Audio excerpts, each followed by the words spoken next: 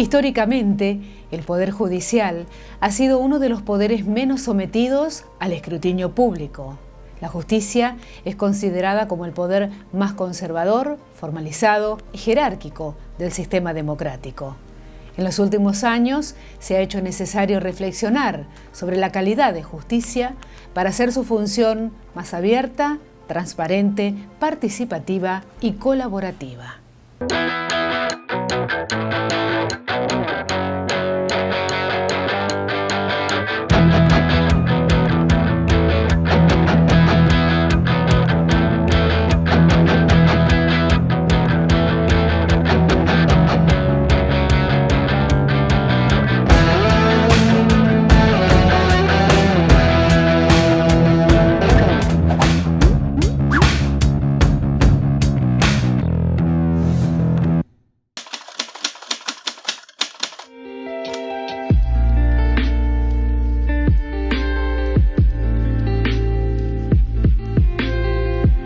Es necesaria una reforma judicial integral porque estamos en un momento en el cual creo que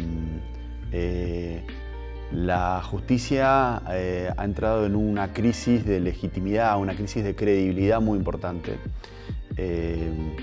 La opinión que la ciudadanía tiene sobre la justicia es preocupante para la República. Porque como país necesitamos una justicia fuerte, independiente, creíble, legítima. Y esto es consecuencia de varios factores. Yo entiendo que se conjugan varias cuestiones.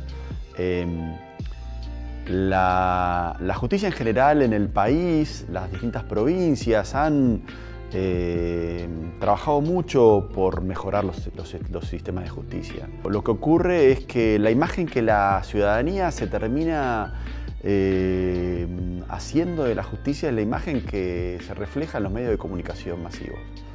Y lo que se refleja en los medios masivos de comunicación, en las redes sociales, muchas veces está vinculado con lo que ocurre en la justicia federal y la justicia federal de la capital federal, la justicia de Comodoro Pi, como se llama. Y realmente la justicia federal de nuestro país necesita un cambio profundo, un cambio fundamental. Con esto vuelvo a repetir, es decir, no quiere decir que todos los poderes judiciales tengan este problema, pero el problema es que la imagen que queda fundamentalmente es esa. Entonces yo creo que hay que trabajar por mejorar el servicio de justicia en general, pero hay que trabajar particularmente por mejorar el funcionamiento de la justicia federal de nuestro país. Y en ese sentido hay tres aspectos que yo creo que son claves. Uno es el funcionamiento del sistema procesal que la justicia federal tiene. La justicia federal sufrió muchos años un atraso muy importante. Las provincias avanzaron a códigos acusatorios y la justicia federal no lo hacía. En el 2015 se logró reformar el Código Procesal Nacional, pero solo fue implementado en dos provincias de Salta y Jujuy. El resto de las provincias del país, la justicia federal sigue actuando con un código que ya no es del siglo pasado, te diría que es casi del siglo anterior. Y eso se nota porque hoy los jueces federales siguen investigando, cumpliendo un rol que no correspondería, un rol de investigar y acusar. Y eso necesariamente requiere que se implemente en profundidad la reforma procesal penal para que el código acusatorio esté vigente en toda la justicia federal del país. Ese es el primer aspecto.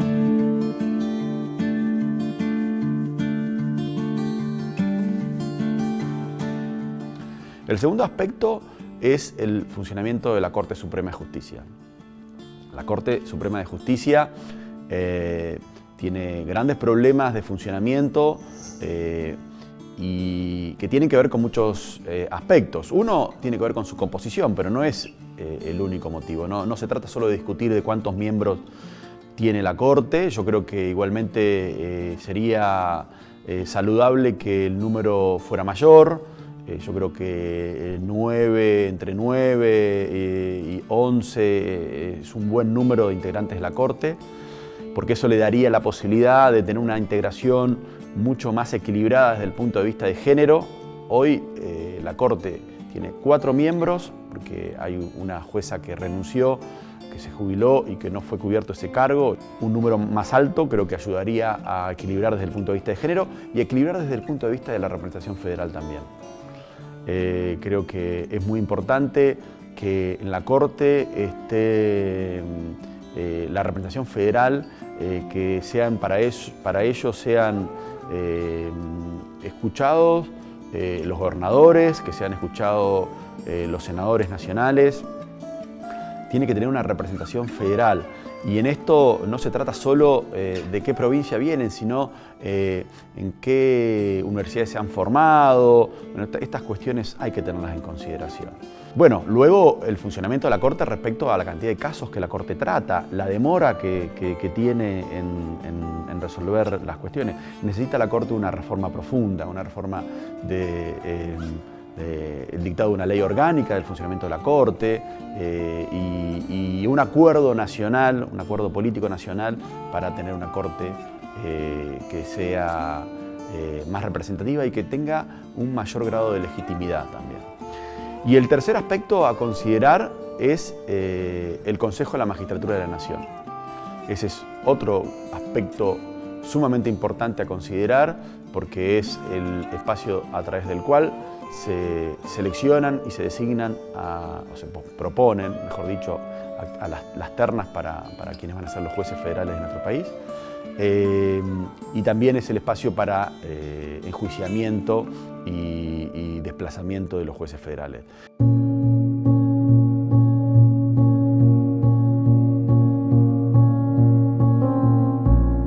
Tenemos que plantearnos una reformulación integral del sistema de justicia, especialmente el sistema de justicia federal, porque es un sistema que tiene una estructura y un funcionamiento analógico cuando estamos viviendo en plena era digital, cuando nuestra vida cotidiana está atravesada por la digitalidad, pero el Poder Judicial sigue funcionando de manera analógica. Por eso hace falta una reforma integral que vaya desde el momento que una persona se inscribe en un concurso ante el Consejo de la Magistratura para intentar ser juez o jueza, hasta el momento que la Corte Suprema de Justicia resuelve un caso.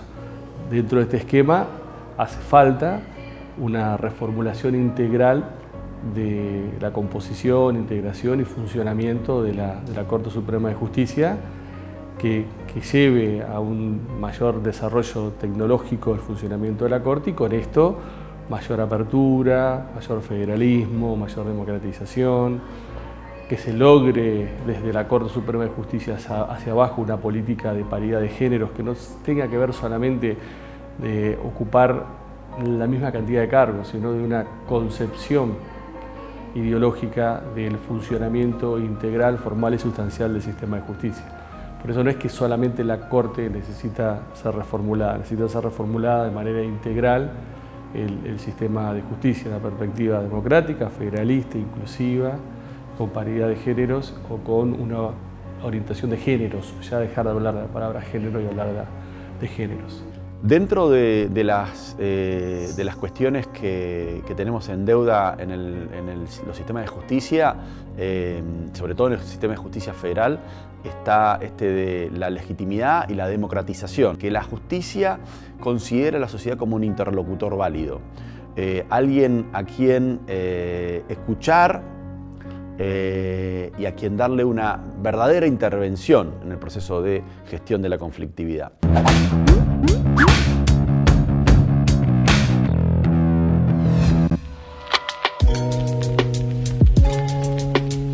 La justicia de la provincia de La Pampa es una justicia que se ha ido revisando durante el transcurso del tiempo, pero es una justicia moderna que está a la altura de las realidades de nuestro país.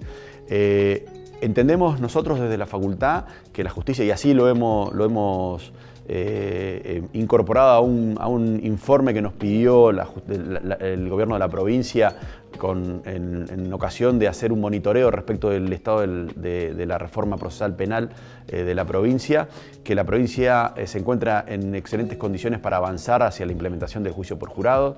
Tiene que haber un acuerdo político importante para eso, pero creemos que es una provincia que está en condiciones de avanzar hacia eso. La justicia de La Pampa funciona bien, en términos de digitalidad y de incorporación de tecnología. Unas justicias provinciales, quizás porque son más chicas, tienen menor envergadura en términos de casos, no tienen tanta demanda, no están mejor organizadas, pero tienen mejores respuestas. Pero son respuestas que no están integradas a un sistema que vos lo estás trabajando para cambiar desde el momento cero hasta el último momento.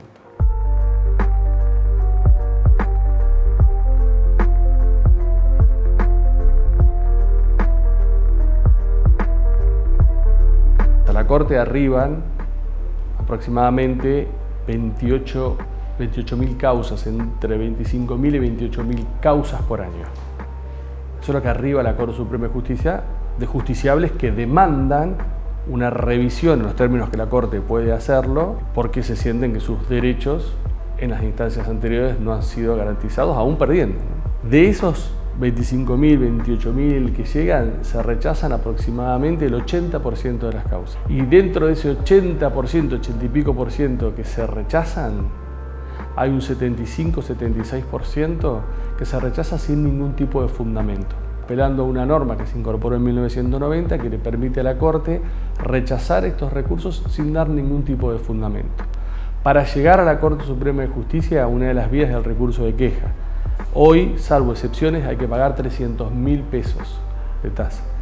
Con lo cual ese es un problema. ¿Cuál es? Una corte que le llegan 28.000 causas, de las cuales rechaza el 80%, y de las cuales ese 80%, un 70 y pico por ciento, 77%, es sin ningún fundamento, a pesar que uno ha pagado para que la Corte preste algún tipo de servicio. Entonces, frente a ese problema de funcionamiento del tribunal, algunos maestros del derecho constitucional durante años han venido proponiendo la creación de un tribunal de sentencias arbitrarias, Tribunal Federal de Sentencias Arbitrarias, que es la mayor causal que llega a la Corte. Digamos, esos rechazos, el 80 y pico por ciento es por esta causal. Entonces, ¿para qué este tribunal? Bueno, porque este tribunal lo que haría, dividido en salas, especializado, resolver estas cuestiones, desahogar a la Corte para que se dedique solamente a resolver casos que le lleguen donde está en juego la interpretación de la Constitución y los tratados sobre derechos humanos, y darle al justiciable alguna respuesta que hoy la Corte no se la está dando, y que este recurso frente a este tribunal sea gratuito. Entonces, de esa manera vos vas a tener especialistas en salas por materias que van a tratar si una sentencia es arbitraria en materia civil, en materia comercial, menos penal porque ya está la Cámara de Casación Penal, laboral, va de alguna manera a evaluar y a poner la lupa en los jueces y juezas anteriores, federales, de tribunales provinciales, que hoy están muy tranquilos, porque vos podés ser un juez que dicte sentencias arbitrarias permanentemente en un tribunal superior, porque sabés que la Corte Suprema no las va a revisar nadie. Entonces vos estás tranquila. Entonces, de esta manera sería una fórmula para probar, porque los críticos a esto que dicen, bueno, agregás una instancia, agregás más tiempo, agregás mayor burocracia, no te dicen, frente a este problema de diagnóstico, cuál es la solución. Están en la crítica, pero no te dan ninguna solución. Algunas soluciones son naif, como hay que mejorar la capacitación de los jueces de primera instancia para que las sentencias no sean arbitrarias. Pero eso creen los Reyes Magos, está muy bien para los libros y para escribir teorías, pero no te soluciona absolutamente nada.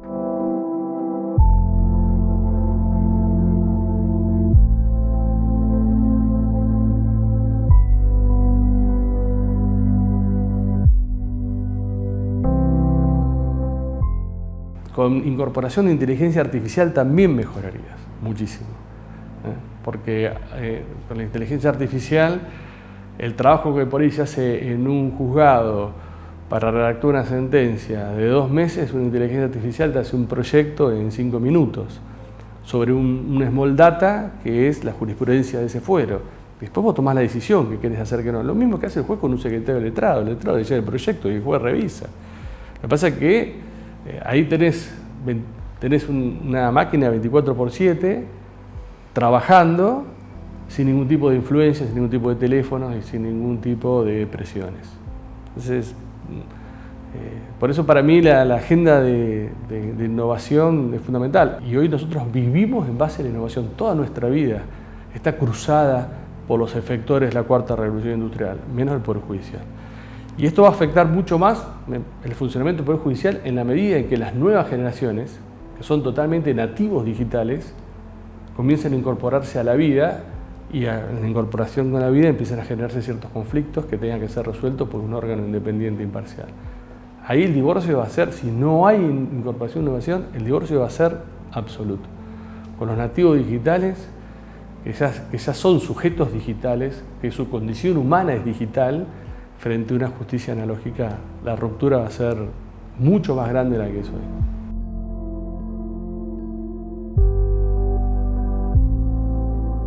Y nosotros vemos desde la facultad la necesidad de avanzar y lo procuramos incorporarlo en los distintos espacios curriculares que tienen en la carrera, la utilización para la gestión de las distintas tareas como abogados y como integrantes del Poder Judicial de las herramientas informáticas. Acercar al estudiante al funcionamiento de esos sistemas para que tengan conocimiento de cómo funcionan y cuando llegan al ejercicio profesional no encontrar una lejanía, ¿no?, con lo que aprenden en la facultad y lo que se va a encontrar en la profesión.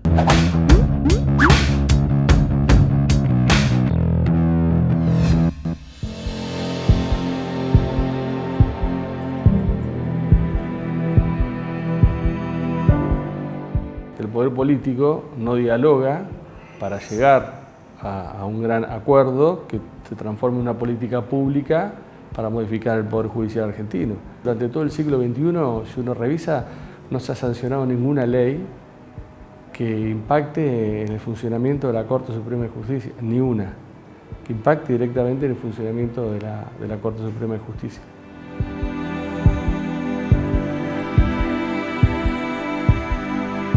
Yo tuve la suerte en 2020 de integrar el Consejo Consultivo con grandes juristas, en donde nosotros elevamos un informe al presidente de casi 1000 páginas, con recomendaciones y reflexiones y diagnósticos sobre el funcionamiento de la Corte, del Consejo de la Magistratura, del Ministerio Público, apostando a la incorporación del juicio por jurado, reformulando la Oficina Anticorrupción.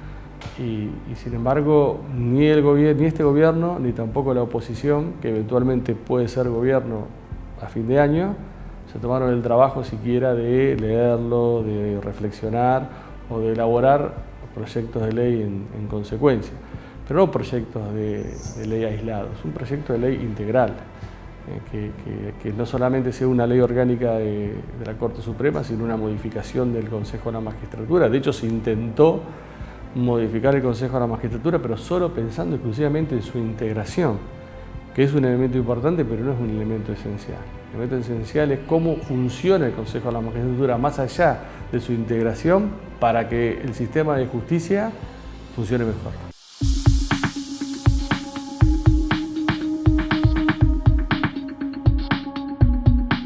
A lograr contar con jueces realmente imparciales, lo vamos a lograr cuando podamos incorporar los jurados populares. Creo que el jurado popular le va a traer aire, le va a traer legitimidad a un sistema y a un poder que es, de los tres poderes, es el que tiene la legitimidad más indirecta, porque el Poder Ejecutivo y el Poder Legislativo tienen una legitimidad que se renueva periódicamente a partir de la elección popular. Es decir, la ciudadanía elige y ratifica o rectifica sus apoyos tanto en el Ejecutivo como en el Legislativo. En el Poder Judicial eso no ocurre, la legitimidad es indirecta a través de los métodos de selección que el Poder Legislativo resuelve y la Constitución ha establecido, como son el Consejo de la Magistratura, pero entonces creo yo que el juicio por jurados incorporaría o mejoraría esta legitimidad que requiere el funcionamiento de un sistema de justicia robusto, sólido, confiable, independiente, que necesita claramente nuestro país. Las grandes transformaciones en Argentina en los últimos años se hicieron a través de grandes acuerdos políticos. La reforma 94, más allá de lo discutido y que muchas cuestiones a mí no me gustaron del Pacto de Olivos, ni políticas ni jurídicas, pero bueno, la reforma constitucional se hizo a través de un acuerdo nacional, si no, no se hubiese hecho. Y la consecuencia fue votada por unanimidad. Fue la consecuencia de un pacto político sostenido. El fallo Muiña. Todos recordamos lo que significaba ese fallo, abriéndole la puerta de la libertad a los genocidas, a los pocos que estaban en cárceles comunes, como aquellos que gozaban de la prisión domiciliaria. Y el fallo desnudó un profundo cinismo por parte de Rosati, Rosenbach y Hayton, ya que el resultado que propugnaron en Muiña, además de lo absurdo de la aplicación de la ley, el retraso de la tramitación de las causas, ya sea de los juicios en curso como de las instancias recursivas pendientes en todas las instancias judiciales, de las cuales la propia Corte es cúspide. Hay que lograr un acuerdo político para hoy tener una ley del Consejo de la Magistratura que sea acorde a las necesidades que tiene nuestro país en este momento. Nosotros buscamos formar estudiantes con un perfil profesional que sea crítico, y con fuerte formación en las destrezas y habilidades. En ese sentido es que trabajamos en varios de los talleres que dictamos en la facultad, destrezas vinculadas con la litigación, con la incorporación de una mirada con perspectiva de género y de derechos humanos, y la discusión sobre la necesidad de avanzar hacia un sistema que legitime el funcionamiento del Poder Judicial a través de los juicios por jurado, que se encuentra presente. De hecho, todos los años hacemos simulacros de juicio por jurado, invitando a estudiantes del primer año a que hagan de jurados en los simulacros de juicios que hacen estudiantes de tercero y cuarto año de la facultad, lo cual nos permite una discusión muy profunda respecto de la importancia y las virtudes de un sistema de esas características. Creemos que nuestros estudiantes tienen esto presente y seguiremos trabajando para que puedan ser el día de mañana actores relevantes en las discusiones necesarias para mejorar el sistema de justicia en nuestro país y en nuestra provincia.